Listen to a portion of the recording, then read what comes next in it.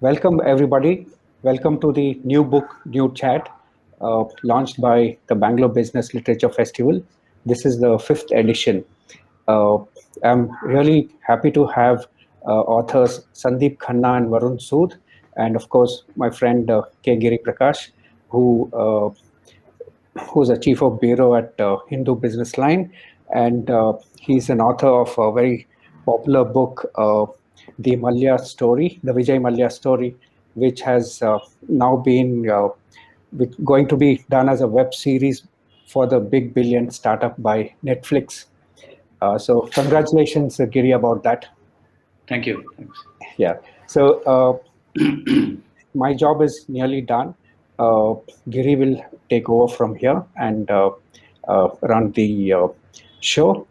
Before I do that, I need to thank Airmeet for their support, and I need to thank Klib for being our library sponsor, and everybody else. And of course, thanks everybody who's turned up. We have a healthy number of people here, and hope you enjoyed this next 1 hour. See you soon. Yeah. Thank you, Benedict. Thanks, Bangalore BizLitFest, for giving us this opportunity of me moderating the discussion about one of the iconic businessmen of the century, Mr. Azim Premji, and the co-authors of a book on Mr. Premji, Sundeep Khanna. He was the former business, the executive editor of the Mint, and he now writes a column for that, and he also writes for Money Control. And Varun Sood, who has previously worked with Mint, and he'll be rejoining them.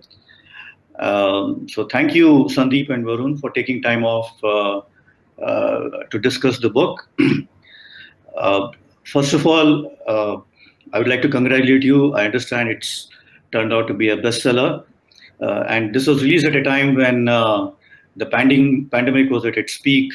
So obviously there were doubts about how the book will sell. But fortunately, I understand from the publishers that it has done extremely well.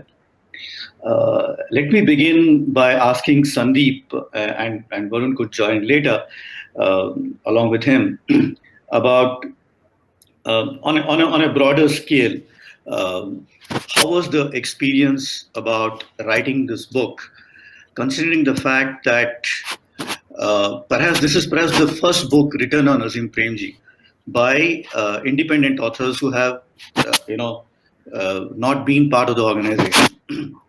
And then we could deep dive into discussing the other aspects of this book. Sandeep, over to you. Sure.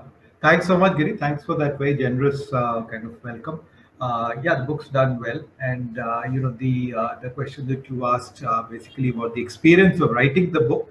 Well, in the first place, it was a learning experience just writing a book of this magnitude, of this scale. As as business journalists, you probably do no more than 500 to 700 words. And having worked in a magazine, maybe the maximum I went to was a 3,000, 4,000 word piece.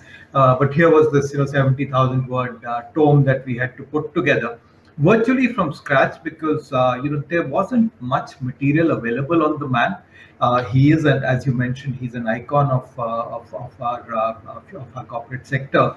But despite that, maybe because of his natural reticence, he hasn't been written about too much, especially the early years of his life and career. It was quite a challenge to kind of explore those.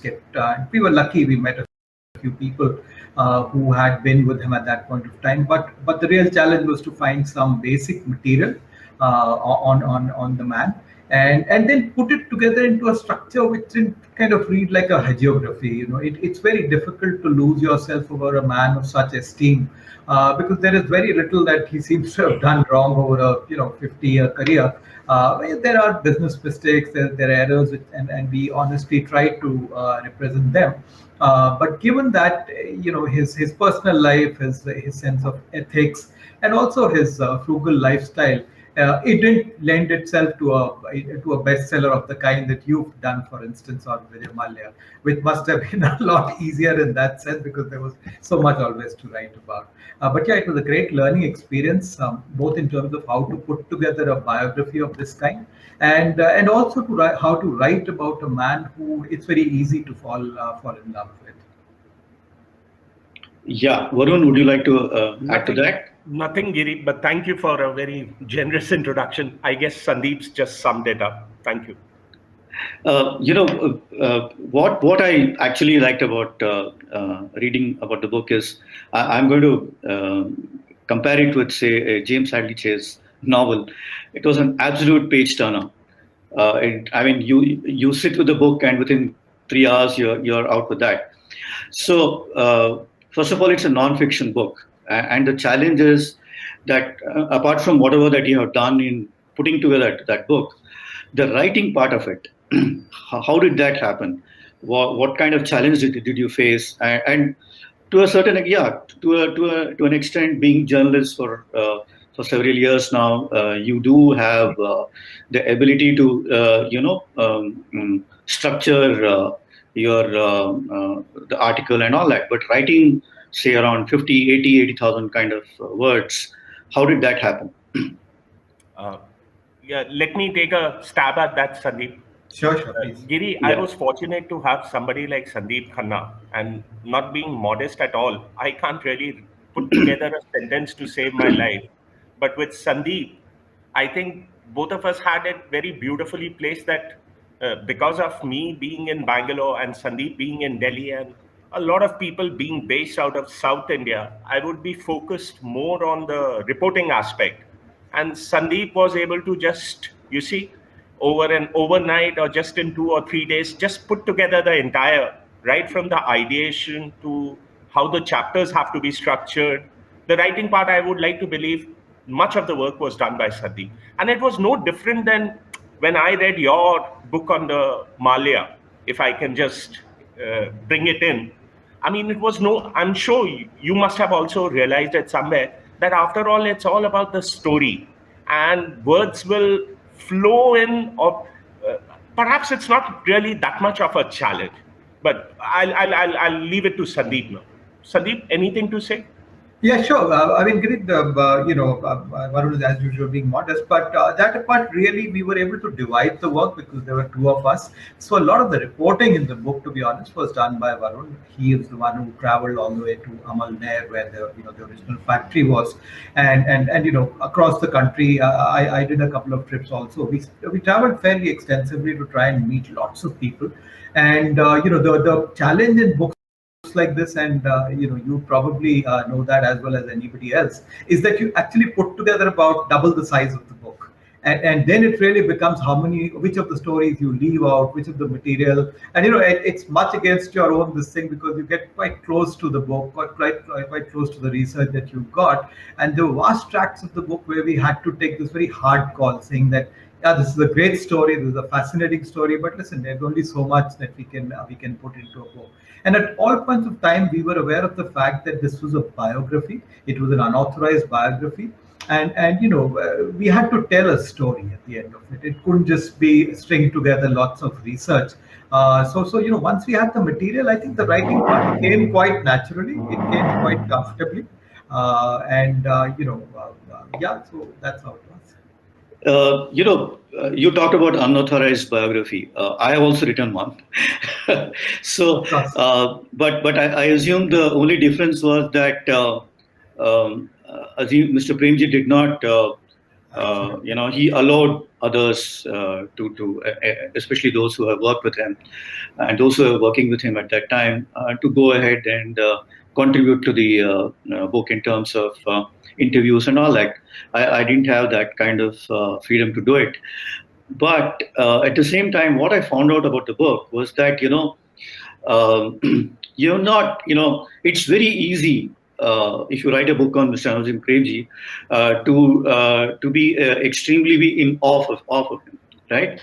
The kind of work that he has done in terms of building this as an institution, and then at the same time his fantastic philanthropy that he has undertaken.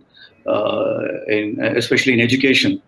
So, but when it comes to the book, I realized that you have been able to balance that, and you talked about a bit of boardroom battles, about the fact that he was very careful when it comes to money, and you've been pretty diplomatic about it as well.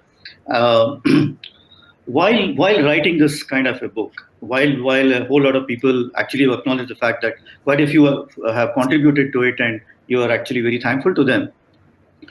Uh, where did how close were you in terms of being as honest as possible to the person that you're writing about? Yeah, if I could take that first, Varun. I Yeah. think we were as honest as the material that we had allowed us Hmm. to be. Hmm. We are, just like you, we are career journalists, Giri. So we at every point of time we were aware that anything that we write in the book should be based on facts and based on evidence that is available to us in terms of some kind of material. And there is a lot of gossip, and there is a lot of stuff that is talked about outside this thing. But that's one part of the story that we were quite clear that we were not going to put in that stuff. Apart from that, anything that we had hardcore evidence which people told us, even if they told us in confidence, we stuck to it very honestly. And we were aware of the fact that there is a person who it could very easily become a flat character. Mr. Azim Premji, the wonderful man. So you can just go around describing more of that. But after we spoke to a lot of executives, and you talked about the difference between doing a book on Vijay Mallya and the kind of book that we've done. Both are unauthorized biography, but there is a huge difference, Giri. I mean, I can't even start to imagine how difficult it must have been, because not only is Azim Premji the kind of man who says that anybody who in my office who wants to speak to them, please just go ahead and speak about it.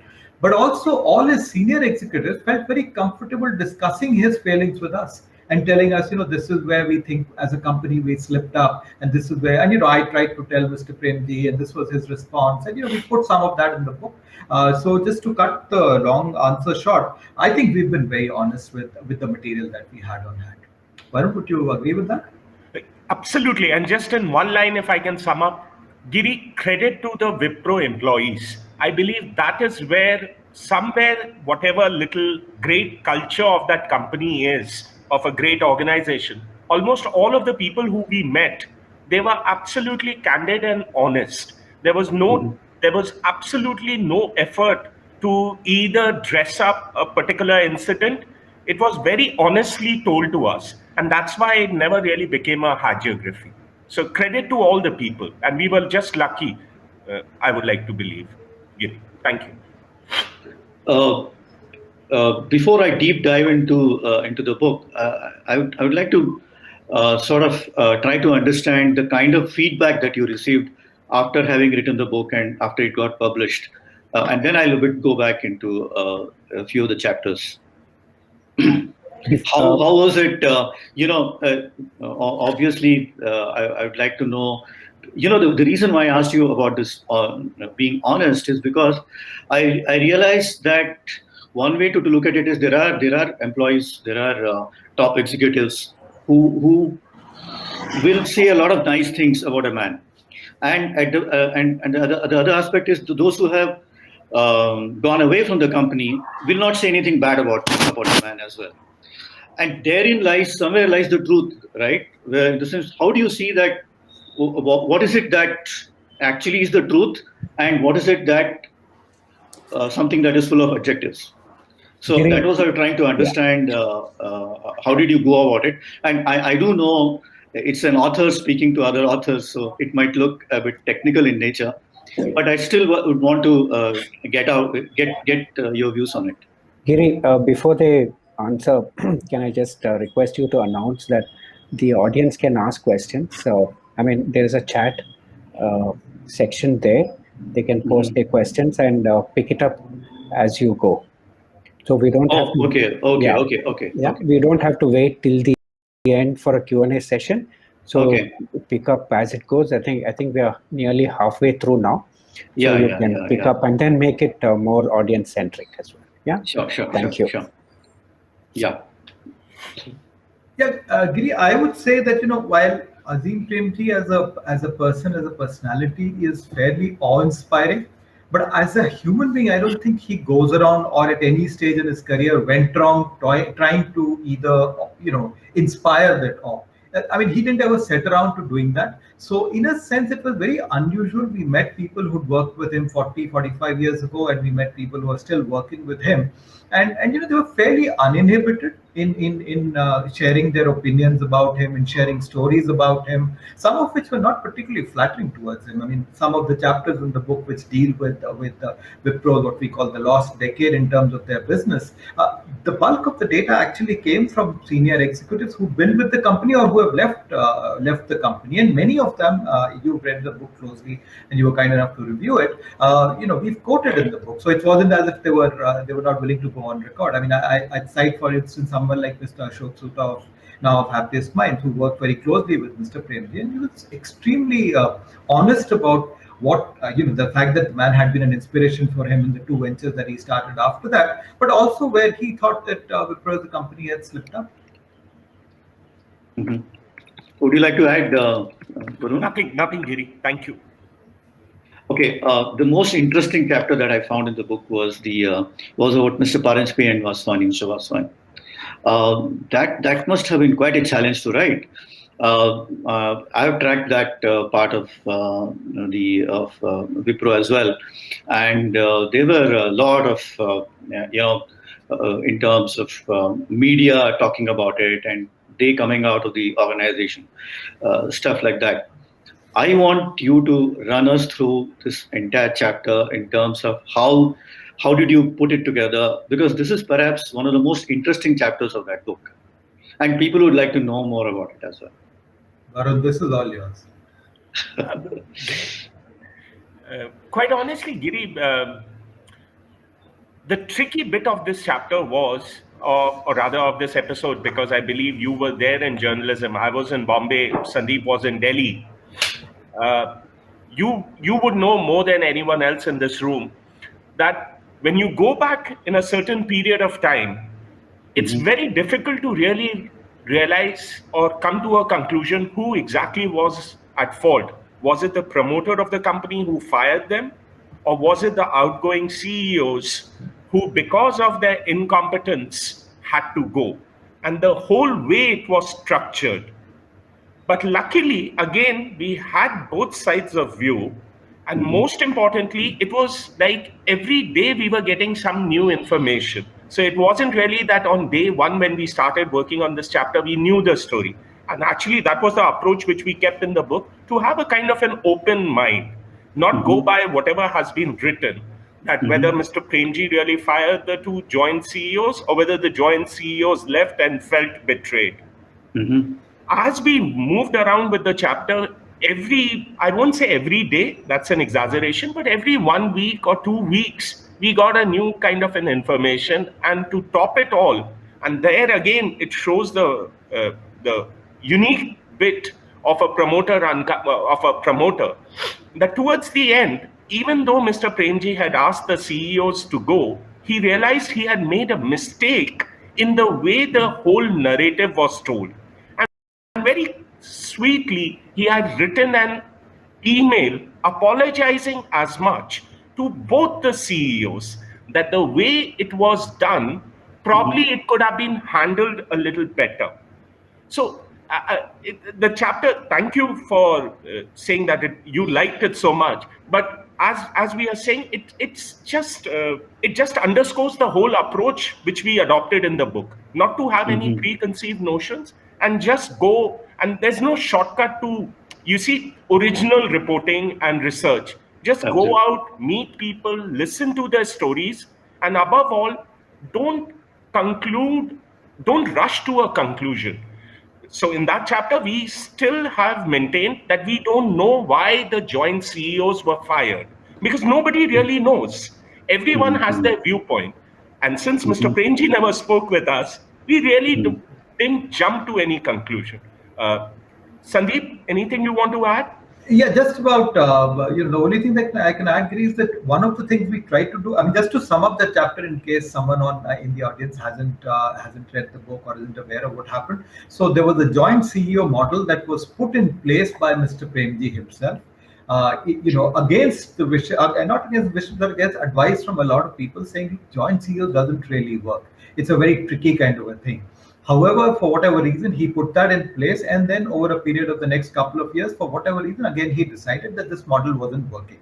Now, some of the numbers support the decision. Wipro did seem to be having did seem to be a laggard at that point of time, but there are also another point of view with that given the circumstances, probably the results were not so bad. And as we put down in the book, both CEOs were actually given hefty bonuses just 3 to 6 months before this particular event, and then it all culminates in a particular board meeting where both CEOs are called in and asked that look, it's not working out, and I think they needed to leave.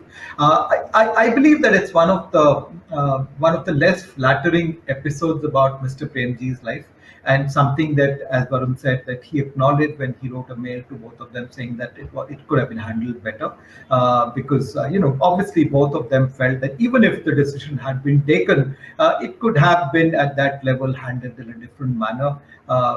In the event, they ended up looking, as villains of the piece, which wasn't true. It was probably a business decision, and these things happen in companies. So one of the things that we tried to do was to try and meet as many people as possible who were involved in that particular episode, and that included board members, other executives who at least knew what had happened, because a lot of people had been called in for the meeting, and tried to get, like I would say, the 360-degree view of the whole thing. And eventually, what we put down was purely the facts. That's one chapter where we stayed our hand in terms of stating our opinion or what we thought about the episode. We just wanted to let the facts speak for themselves, and we really left it at that. So this actually begs the question: would it have really helped if Mr. Premji was on board and you could have asked him all these questions? But at the same time, if you keep going back and forth about the explanations about the person that you're writing about, would it have been a better book to read? Yes. Varun, I'll just take a shot at this first. Please, please. So yeah, so in some ways, Giri, obviously meeting a man like that, when you're doing a biography of 75,000 words, you're writing about a subject, it would obviously help to spend some time, get to understand his point of view, how he approached it. He must have had his side of the story, and given the fact that he's not very open in terms of his communication to the rest of the world. It's not as if there was another source where we could which we could peruse for understanding what he felt about that episode and many other episodes as well. So we did miss meeting him. I think we also missed meeting the rest of the family. For instance, we would have loved to meet for this particular book Rishad and his wife, for instance, who plays such a major role in the way he's developed over the years. But once he decided he wouldn't meet, the others also didn't meet us. Having said that, once we'd done the book and we spent some time, looking at our manuscript, we did get the feeling that because he hadn't met us, we could actually afford to step back and say, okay, now we're just going to let the facts speak for themselves. Because when you meet a man like that, there is this kind of temptation or the tendency to look at things a little bit too much from his point of view. And we talked about in the preface, we talked about the Stockholm syndrome, and he's got a larger than life personality. So maybe it would have been a little difficult to say, here are all the mistakes that he made if we'd been spending too much time with him. Yeah. That's excellent. Thank you. I will actually take one of the questions here from Pooja Bhula, who's an independent journalist. She's talked about how it's great to celebrate institutional philosophy, but don't pull down traditional forms of charity. I assume this is a statement of fact and not something related to the book. But now that it's been asked, I would ask either of you to reply to this question. I mean, all I'd say is that why should it be either or? I mean, sure, charity, traditional form of charity. I assume it's not it's the kind that was done in the past in terms of giving money out to whatever, to various causes, and there is a different format which someone like Mr. Premji follows, which is that I'm not going to write out cut out checks. I'm going to set up my own foundation. I'm going to. There is a particular cause that we will go after. For instance, we picked on education. That's what we're going to work on. I think, given India's needs, I think the more the better. If somebody wants to do charity in the old-fashioned way, that's also wonderful. But this form of philanthropy is more organized, more structured, and probably this is the way for the future. There is someone called Mr. Ram who's from Wells Fargo. He wants to know about the challenges that you had to face writing about the not so great side of Mr. Premji, and he talks about how he has read quite a few Indian biographies, but they have turned out to be, as you remarked, quite flat in terms of the character development. So he says that he has stopped reading those books. And I do hope he ends up reading your book. So, can either of you answer that question? Varun, you want to talk about the challenges? I think we've already discussed this. Yeah. Giri, you already asked us. Yeah. If I can just take this opportunity to ask you a question, do you think your Mallya book could have come out, or rather, we could have got a much better flavor of what the businessman did if you would have just got a chance to speak to the man at length? Yeah, I was tracking, his company for several years, and I have spoken to him several times. So that in that manner, whatever was there in terms of newspaper reports and stuff like that, and whatever that I put inside those, but I was able to get a good idea about where I'm going wrong and what exactly are the facts. There were huge constraints when I wrote that book in terms of the fact that I couldn't travel to quite a few places, and unfortunately. I also remember that somebody would say that he will meet at around 5 o'clock in the evening, and he wouldn't turn up at all. So because Mr. Mallya, he wants to call himself as Dr. Mallya. Of course. He clearly told me that he's writing a book on his own, so therefore he doesn't want to contribute anything to my book because he felt that who will end up reading his book, which I found it quite amusing. And I told him, let me write my book and let you write your own book, but his book hasn't come out yet. So I don't know, but Premji, Mr. Narayan Murthy, Dr. Mallya, or Mr. Nilekani for that matter, these are guys, these are larger than life, iconic figures, and it is very easy to actually taken up by the aura surrounding them. So in some ways, I agree with Sundeep. In some ways, I'm happy that he didn't contribute to the book. Great to hear that. Thank you. So there's something else from Purnima Ganesh, who's director of Banjara Academy, and she's talked about how Mr. Premji has been the biggest philanthropist and supposed to be leading a very simple, humble life. And does the book give us insights into him as a person? Yes, it does. I do hope she reads that book. And there aren't any more questions as yet. So I will get back into the kind of Sundeep has spent I assume more than 2.5 decades in journalism. Varun, you're very well known for breaking some great stories about Infosys during Vishal Sikka's time. How do you look? What are the kind of takeaways that you look when you wrote that book, and when you're researching about the book? How do you look at the corporate India? If you look at the kind of scams that have happened alongside, and if you look at Mr. Premji or Mr. Narayan Murthy, who have actually built institutions, they could have easily actually ended up on the other side, right? Without taking anything away from Mr. Mallya, he built institutions himself, but somehow, like a Greek tragedy, played out exactly opposite to what he wanted to do. So therefore, what makes a Narayan Murthy or a Premji, and what makes somebody like an Yes Chairman, Modi for that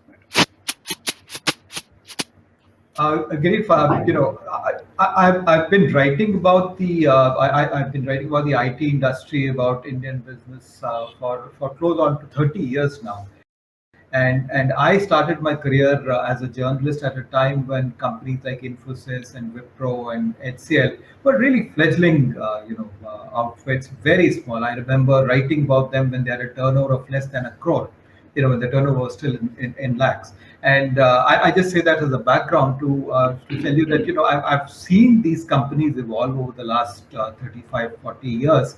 And the question that you asked, actually, you provided the answer yourself right from the beginning. And I've known these people, I've met them several times through these decades. They were very clear, they were building institutions. Money never really came into the picture. I don't remember Mr. Murthy, Nandan, even people like Shiv Nadar, or of course Mr. Premji, who I didn't meet so often, but I did meet him a couple of times, ever talking about either personal wealth or in any way cashing in on what they'd built at any point of time. And now it's fairly well known about how Infosys had an offer in 92, 91 to to sell out at whatever price. When you look about it, I think they were very clear. They were building an institution. What does it take to build an institution to last for the next 100 years? And whatever the limited understanding they had at any point of time, they kept adding to that edifice. That look, this is an institution. I need to build in quality. Okay, let's put in quality. I need to have great people. Let's bring in great people. If that means that I don't take away, whatever 1,000 crore, 5,000 crore, or I don't live in a $2 billion house, that's perfectly fine. That's acceptable to them, and that shows in their lifestyle. It's the ability to be able to step away and say, I'm not in this business to make money, I'm in this business to build an institution. I think that's just the defining feature of all of these people, and that's what separates them from so many other people, who kind of build these gold-plated organizations.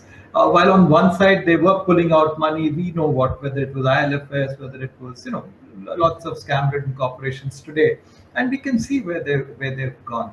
So and it's a great lesson for today's new startups as well. If I could say that. Varun, would you like to?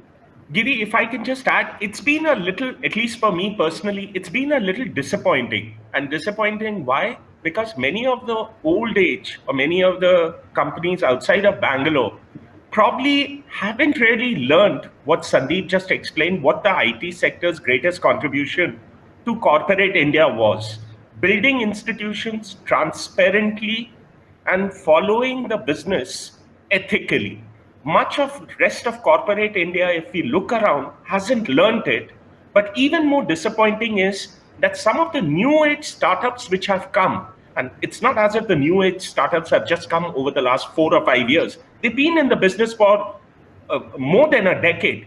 Even they haven't really focused on how to really build a great enterprise by focusing on transparency, by building people skills, leadership skills, by having a uniform communication to your internal stakeholders, to outside stakeholders. So it's been a little disappointing because it to conclude, it seems across IT is an oddball. The IT sector has done everything what needs to be done by business houses, but outside of IT, it seems businesses haven't really learned from it. That's my view. Thank you. I find this interesting because so there are two aspects to it. One aspect is how do you look at let's take Wipro itself, and you have mentioned that in your book. Could it have been a far bigger organization if Mr. Premji had far lesser stake in the company, and at the same time he was not the larger than life figure at Wipro? I don't want you to draw that analogy with Infosys, because the fact that the promoters have, That's one part of it. The other part of it is if you look at some of the US multinationals, they have the ability to scale up and come out with very robust institutions and leave that or sell them off and start something else. Now, uh, as far as the second question is that why isn't it happening in India? But let's start with the first one.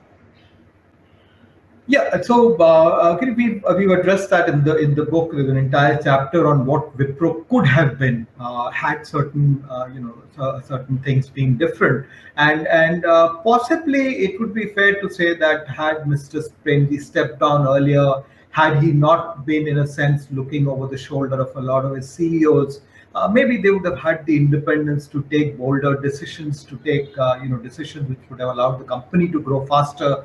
And in a sense, we're seeing the proof of the pudding in the new arrangement where Rishad is now the chairman, and they have a new CEO there, even in the last barely 1 year that he's been in the saddle, Wipro's performance has just accelerated amazingly. And in a sense, all the momentum that they seem to have lost over almost 10 years, they seem to be regaining some of that. So I would think that yes, maybe Wipro would have grown faster had Mr. Premji decided to step off earlier. But having said that, I just go back to that earlier question that you asked, if you permit me, just to add a bit to it. Once you set up, once you're clear in your mind that you want to set up an institution, then things like ethics and corporate governance, they are actually part of that whole plan. Because I remember one of these CEOs once telling me that look, it will catch up. If you think that you can breach some of the corporate governance norms today, yeah, that's fine. Maybe 2 years, 3 years, 4 years, 5 years, but 10 years down the line, it will catch up with you. So if you want to build an institution, you will have to make sure that you are squeaky clean. It's like Caesar's wife. There's nothing that anybody can point at, and we've seen that. Many of the companies that you've tracked, that you've written about, Giri, and all of us know today, started off beautifully. We look at a Jet Airways, for instance. We look at even Yes Bank, for instance. I mean, they're brilliant corporations. Some of the people there are brilliant. I mean, and then somewhere something seems to have gone wrong, and we know what went wrong. Somebody turns greedy. Somebody wants a bit more than his share.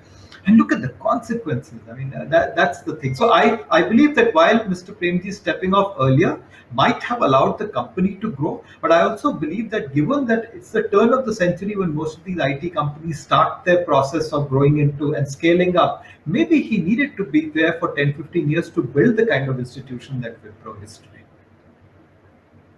So Varun, how do you look at it? Because you have closely followed Infosys, written a lot of stories on that, and Wipro as well. So how do you look at it? Nothing more. Sundeep summed it up, Giri. But I believe there are just a couple of questions being asked. I hope we can address some of them before we run out of time. Yeah. Okay. There is Feji Falugunan. He's an editor with Jaico Publishing House. He wants to know, did you face any difficulties in writing this book apart from Mr. Premji's cooperation? Sundeep, did you? The difficulties that anybody who's trying to write a biography would face, I wouldn't say there were any unique difficulties, but access to material, finding enough data, finding for instance, old annual reports going back to 19. After all, was listed around the time of independence, so going back to that period, the early life of Mr. Premji, for instance, or his family, the family tree itself. I mean, despite the fact that his father and his grandfather were well-known figures in India, there didn't seem to be any recorded this thing, and that also shows the lack of corporate history, documented corporate history in India. We don't seem to value it enough. And we hope, if nothing else, our book and books like the kind that Giri has written on Vijay Mallya will add to that bit. That we need to document our business as much as anything else. Okay, there's a very interesting question from one Mr. Murli, who's the CEO of Kilb Technologies Private Limited. He asks whether as authors, when you started writing the book on Premji, what changed and what remained the same after authoring the book? Varun, you go first, Sandeep, please. go for it, please. Okay. Yeah, that's a very interesting question, and I think what changed was that we had some kind of notions about both the company and the man. Both Varun and I, in our individual capacities, have written about Wipro, have tracked Wipro over a period of 10, 15 years, 20 years. We knew enough about Mr. Premji's philanthropy. We knew enough about his business. But what really changed by the end of the book was that we were able to put it in a context. And all of those, what seemed at some point like isolated personality traits, we were able to weave it into, okay, this is what makes the man tick. And maybe this is also what the biggest failings of the man were. Giri, if I can just add, and I Yeah. want to hear your viewpoint also on that. Perhaps the thing which changed for me personally after writing the book, and it was not just for Wipro or for Mr. Premji.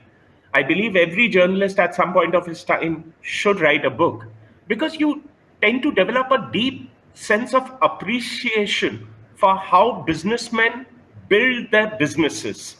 Because when you're a journalist, most of the stories are very transactional in nature. You do a story and you move to another story. But having a kind of a book like project where you have immersed yourself for the long term, you try to you're introduced to some of the nuances to it, some of the things which don't even strike you when you are working as a journalist. At least I'm speaking for myself, and that's where you tend to have a sense of appreciation for it. It may not be always positive. So I'm sure in your book you would have also seen the other side of how Mr. Malia just couldn't make the business what he inherited from his father. So that's my viewpoint. What do you have to say, Giri? So, if I use Mr. Dr. Mallya as a reference, uh, I think great management skills, especially in the liquor industry, where there was a lot of, I mean, politicians made a lot of money from the liquor industry, but nobody gave its due, and I think it's to the credit of Dr. Malia that he actually brought it and made it extremely an important industry, and also uh, gave a lot of glamour to that, and made it in some ways very legit in terms of, you see, look at it. The former United Breweries managing director was from IIT and from IIM. Imagine someone like him joining as a manager in United Breweries and rising up to become the CEO. So his management structure was great. I think he did everything right as long as his United Spirits and United Breweries are concerned. Things went wrong when he bought that airline, when he lost that airline. Okay. Uh, let me get back to another one. Um, there is a question on how Rishabh Premji is different from Mr. Premji, and how will it reflect on the future of Wipro? Varun, this is your question. Uh, uh, as much as Rishad is a kind of like, what should I say? He has the chip of the old block, or he's from that old school. Mhm. And he's also a lot different than Mr. Premji. Although Rishad has famously said that his empathy is perhaps much more, and that is a kind of an admission which we also tend to hear, that Rishad seems to be a lot more. He's not really like Mr. Premji, where Mr. Premji, if anyone has read the book, out of curiosity, he tends to become a kind of a micromanager. And Rishad is somebody who likes to delegate things. That doesn't mean that Mr. Premji is not really a people's man. It's just the Mhm. management style of two gentlemen over there.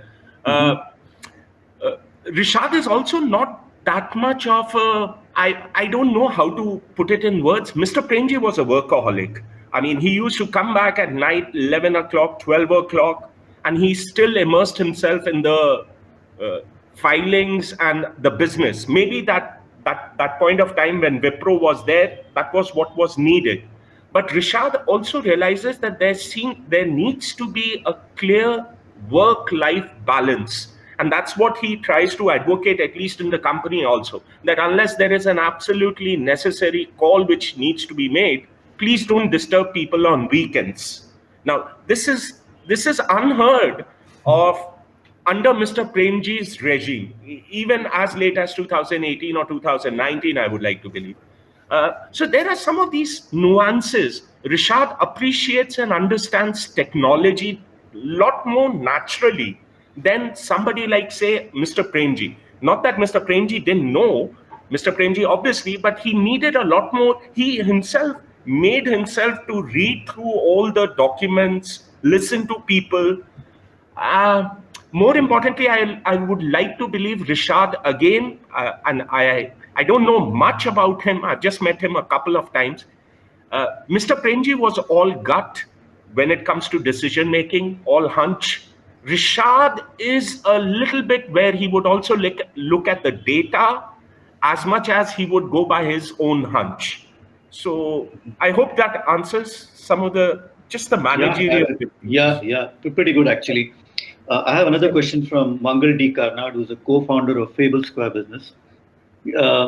She wants to know how long did the project take and the entire process of writing the book. I'm sure quite a few would like to know that. I think we spent about a year and a half on the entire project. Much of it in terms of putting together the information, the research, and the data that we needed. The writing part came, it was in a sense much easier. It took about 3 to 4 months, not more than that. And that included, iterations in terms of taking it to the publisher and getting feedback from them and then making the corrections. But about a year and a half for the project in its entirety. Varun, is that right? Correct, sir. Okay. There is Archana, who's a content lead for On Purpose. She wants to know whether Mr. Premji would have achieved what he has had he not been part of the Indian industry, as his growth has been parallel to Indian IT industry's growth.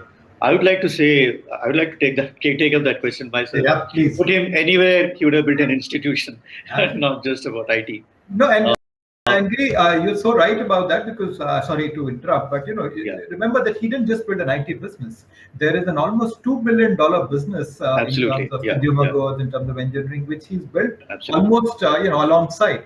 And it doesn't because it's not listed separately, so it doesn't. And also there is another Premji Invest, which is the family office, which is also about 6 to 7 billion. So in a sense, this is a man who's built 3 different businesses. 3 different, yeah. His consumer business. I mean, you could be using his products without even knowing that it's from Wipro. Sure, certainly. Actually, yeah. I have another question from Mr. B.C. Prabhakar, who's the proprietor, Labor Law. As an author, did you interview the board of directors who are on the board from time to time to know more about Mr. Premji as a chairman of board? I do know he was on the board of Wipro board for 17 years, from 97 to 2015. Let me answer that. Let me take a stab at that quickly. Varun, let me just before that, let me just say that Mr. Prabhakar is a legend in labor now. We know all about that. And Mr. Prabhakar, we met as many board members who gave us their time. As far as knowing that we were aware of the fact that you're on the board, and I'll let Varun address that. Varun, go ahead, please. Yes, we did that, and just to there were a lot of people on the board who we reached out, but they did not engage with us, and one of them was Mr. Prabhakar. Thank you. Yeah. Another question from Pooja, independent journalist. She wants to know, did the family of Mr. Premji ever comment on the book? I think Sundeep can answer that. He has a lovely answer. Not directly on the book. We did send a copy of the book to Mr. Premji. In fact, the first copy, and he was kind and gracious enough to send us a mail saying thank you very much for the book. Okay. Any other feedback that you received from the others? Not from the family.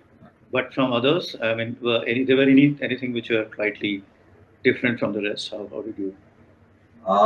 We've got critical feedback, Giri. I mean, there were lots of reviews in newspapers, magazines. You were kind enough to review the book also, and there were some senior executives from the company who also said, I don't agree to one perspective or this point of view.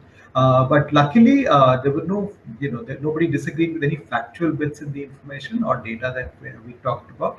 Perception, obviously, that always differs. But in general, we haven't heard anybody complaining too much about the book. Yeah, the other question I think that's pretty interesting is about how Wipro is seen as an entrepreneur's nursery, and just as HUL is seen as a CEO factory. The other day, I was talking to someone who said that he was handling some major business in Wipro, and now he's launched his own wine business. So I assume a whole lot of CEOs, a whole lot of startups have come out of that. Mr. Ashok Soota, for example, or Mindtree for that matter. You've answered it, Giri. Yeah, but why is it that HUL hasn't Wipro hasn't become an HUL and the other way around? Varun, you want to talk about? Yeah, please go ahead. Yeah. Go for it, sir. No, Varun, this one is yours. Or is it to do something with the Bangalore weather, where there are a lot more startups there? Bombay is quite different, the financial capital of the country, and here this is a startup. So it's easier to launch a startup than to join another company as a CEO. Sundeep? I'm trying to just understand what the question really is. HUL, we know that has been a kind of a CEO factory, and Wipro is seen as more of an entrepreneur's nursery, which is absolutely the way it has been. I think it's also to do, one, of course, with the longevity of the company. After all, HUL is part of the Unilever group for a very, very long time, for almost 7 decades, and it does train people more to be managers, to be leaders, which is probably why many more CEOs have come out of that place. Wipro, for the most part, was really a startup that grew, as it went along, and most of its growth has obviously come in this century. And many of the executives who were part of that growth, they learned how to scale up quickly, and of course, they were able to spot many more opportunities in the IT space. A bulk of the people, of course, you talked about this person who's got into the wine business, but I think that would be a little rare. Most of the people who come out have gone into the IT business because you spot opportunities, and you think you can probably do it. Mm-hmm. Summed up great. Yeah, I think we should actually talk more about the Premji Foundation. It's quite different from a whole lot of other philanthropic activities that happens in the corporate sector. Can you throw some light on that, and also what exactly happens when it comes to education? What exactly is it doing? Especially for those who don't know much about this foundation. Varun, your Sundeep, you want to go for it? No, it's all yours. Okay. So, one of the unique things, or one of the most intriguing things, and Giri, you would know again much better about it, is that it's more like a kind of a long-term. Running a business and running a philanthropy is totally different things. I mean, in business, and that again is remarkable about the man. At business, he always had a kind of a hawk-eye to review the quarterly performance. Now, philanthropy, and I'll come agree. to the education in just a little bit, is always a kind of a 25, 30, 50-year-old kind of a road what every philanthropist believes. In this particular case, they evaluated a whole sort of things before really zeroing into that we would be focused only on education. And in the book we have discussed it very briefly, that what all were some of the other sectors they were planning to get into. And in education also, they were pretty focused that we will be just focused on primary education. Now, it wasn't that, if you look back, if you just take a step back and see the Azim Premji Foundation, it's not as if over the last 21 years, whatever it has done has been a success. It itself has had kind of 3 kind of pivots. Despite all the research and work they did before getting into primary education, and even during the early years when they got into the primary education. What does Azim Premji Foundation actually does? In simple words, they are not setting up schools. They go to some of the government run schools and work with the teachers on voluntary basis, where the teachers will come to an Azim Premji Foundation run training course post school hours, where they will be trying to inculcate among the teachers how to teach children better. Now, if you again take a step back, everything in this is very qualitative. And it is again not a short-term thing where Azim Premji Foundation can provide trained teachers. They are working with teachers in villages, in some of the most backward areas where all kind of preconceived notions are there. You have to fight the casteism. You have to find all sorts of socio-political issues.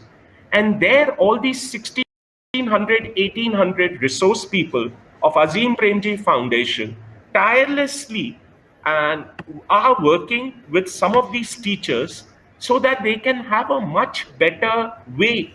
The students, the children are taught in some of those government schools. It's one of its, again, unique kinds for the simple reason you have a lot of foundations or organizations working in the education sector, but most of them are working for quick stopgap arrangements, getting a mobile van, introducing some science fair to students, then the van moves over to the another village, or providing textbooks, or getting some computers and introducing students to some computers. But if you look around, there is hardly any other foundation which has been working on the field for such a long time without really looking for any of these short-term gains. That's all. Thank you. By the way, this question was asked by Megha, manager, Tulika Publishers. I remember reading this very interesting story in Factor Daily, I think, about how Mr. Prezi, as you said, very hawkeye when it comes to costs when running Wipro, and at the same time, he goes and gives a lot of money as far as the foundation is concerned. I haven't seen that happening in quite a few people. There is this CSR activity. You have to part of your profit has to go for that, and people end up doing that. But don't you think this is quite different from almost everybody else when it comes to this? Absolutely. Huge foundation, the amount of money that gets into it, and there is this Wipro which is run with, as you said, Hawkeye. Yeah, absolutely. Do you see any other companies which are similar in nature? Yeah, not even close. Not even close. I mean, our analysis shows us that people talk about the Gates Foundation, for instance, or the kind of philanthropy that Warren Buffett has done in the US. But in their lifetime, to give up 90% of your wealth to philanthropy, I mean, there is probably only just this one man in the world who, and the amount itself is that he's committed is large and growing as we go along, because because of his relation of the stock. Yeah. If I can just add in quickly here, Giri. I mean, everyone's heard the name of Azim Premji Foundation. Now, outside of journalists and people here are in the room, another great attribute is not many people would have heard the name of the CEO or the joint CEOs of Azim Premji Foundation. Now, that again is a kind of a culture at Wipro and all the associate companies, that they don't have larger than life CEOs or the so-called rock star CEOs. All of them believe the work is more important than the individual. And credit to the Azim Premji Foundation team, right from the chief endowment officer to the CEO to the CFO to the CEO of the university, that they don't really believe in coming out to the media and speaking. In fact, so much so, as a journalist, and I'm sure you'll also agree, as journalists, we've repeatedly tried to reach out to Azim Premji Foundation, and they've always directed us politely to go and speak to a government nodal officer. They said, we can't do half of the work because above all, they always work with the government. So they always say whatever success is there, it's because of the government. And that's a great, great attribute or a character, I believe. Thank you. Benedict, before we close, I can't but help ask this question to both the authors. How different is Wipro from Infosys? That's a really difficult question. Chalk and cheese, Giri, and you know it. It's a loaded question. But there must be something which is I mean, while writing the book you might have found out. I agree, No, but I don't. By the way, there's no book on Infosys yet, so you'll have a chance. yeah, we expect Varun to write it. Yeah. No, Giri would, right? No, I think they are actually more similar than they are different, and we tend to notice the differences a lot more because they obviously stand out, and in the media that's what we point out to. But look at the way their trajectory has been, the move from hardware in the case of Wipro to software services. In the case of Infosys, from software packages to software services. The listing also, for instance, for both companies on NYSE and came almost at around the same time, within a year of each other. Where I think the difference came in was post 2000, post the listing. In Infosys case, they had a pipeline of CEOs among the promoters, and one after the other after Mr. Murthy Nandan came in, and so on, and they were able to grow the company a lot faster. And until such time as Infosys also went off the rails quite substantially, only to come back over the last 2 years. Wipro also had a similar trajectory. Somewhere they lost their way in terms of their business. But I think the value system, the ethics, the practices, the way they treat people, I don't think there is that much of a difference, really. Somewhere sure. up. Thank you, Sandeep. Thank you, Varun. I enjoyed this conversation. I hope all Thanks of so you much, did. Giri. Benedict, Thank you, any Giri. last words on this? Yeah, nothing but thank all of you, and it's been quite an exhilarating conversation. Thanks, Sandeep. Thanks, Varun, and thanks to the lovely audience. They've been quite interactive, and hope you enjoy it and join us for more new book, new chats as we put them together. Thank you so much. Thank you all. Thanks so much, Benedict. Tk you. Thank you, Benedict. Giri. Yeah. Thank you, Yeah. Benedict. Thank you. Thank you.